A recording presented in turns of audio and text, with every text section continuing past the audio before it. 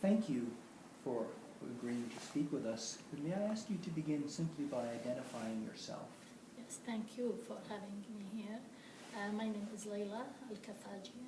I'm presenting International Relations Director for Al Hakim Foundation, based in Iraq, having consultative status in UN.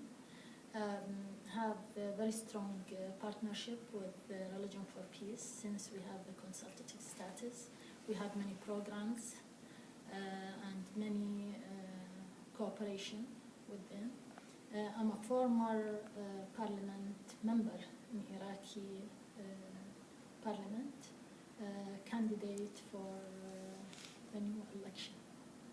And what has Religions for Peace allowed you and your community to do in Iraq that might have been impossible or more difficult or taken longer than you've experienced? You know, in Iraq, the situation after the fall of the regime, there was none of the NGO whatsoever. So NGO work was new in Iraqi society. We have, effort for like interreligious work, but having the experience working with Religion for Peace, helping a lot on like not starting from scratch, but to have from the experience of Religion for Peace. I know Religion for Peace was in 2003, had a delegate to go to Iraq to prevent from the invasion, which they was not allowed to get in Iraq, but they stay in Jordan. That was the first introduction for Religion for Peace. Also, the cooperation, each year we have many seminars and workshops Al Hakim Foundation do in New York for the status of women. And we have many workshops that done by either Religion of Peace or by Al Hakim Foundation, and we have cooperation with them. That gives a lot to from experience, from the support of Religion for Peace, to bring back to our country and to our societies. And these kind of conferences actually not just give the spirit, but it also give us a positive support that the track that we are in is the right track. As you reflect on the 10 years since Religions for Peace and you and your community have been in a relationship in Iraq, what are some of the changes that you've seen that give you hope?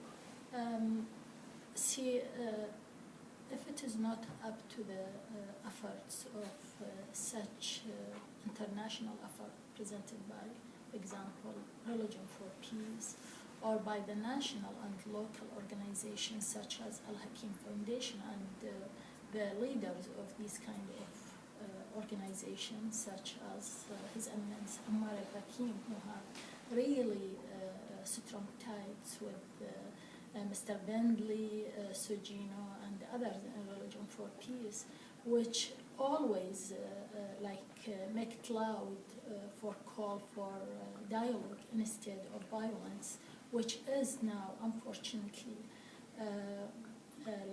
the proponents of violence not just distort the images of peace and love that being brought by prophets to humanity, but also to legitimate violence and forces as a divine message.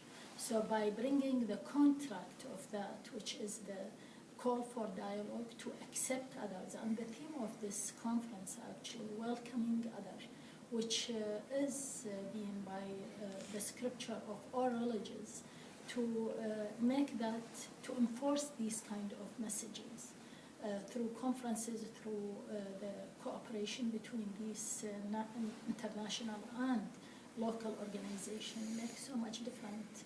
If it is not up to this, you will see our societies slide in civil wars, slide in sectarian wars. I may call, for example, in Iraqi society, we have really shocked development, not just in Iraqi society, it's in all the region, where you see the beheading, you see the scenes of eating hearts and livers of victims of the proponents of violence, with the chanting in the name of Almighty.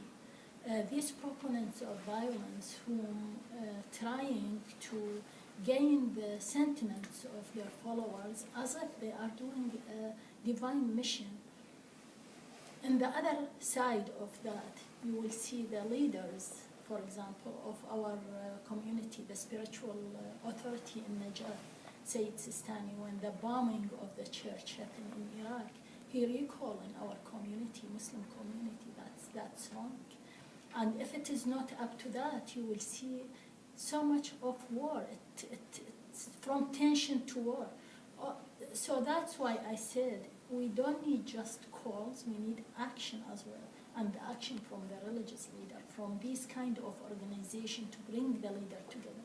I was really touched by the scene today from this conference when Religion for Peace bring all these spiritual leaders in the stage to sign that kind of code of honor, or call it whatever, to sign, to accept others, to welcome others, to defend others. Actually, we need to change, I think, my recommendation for the next stage of from welcoming others to defend others.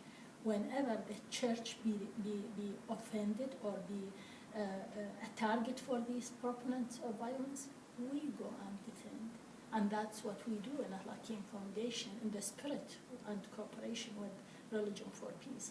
When the Sayyidat al-Najat in Iraq, the church being bombed by a proponent of violence, our Secretary General Ammar al-Hakim and me and other delegates, we went to that church to defend these people.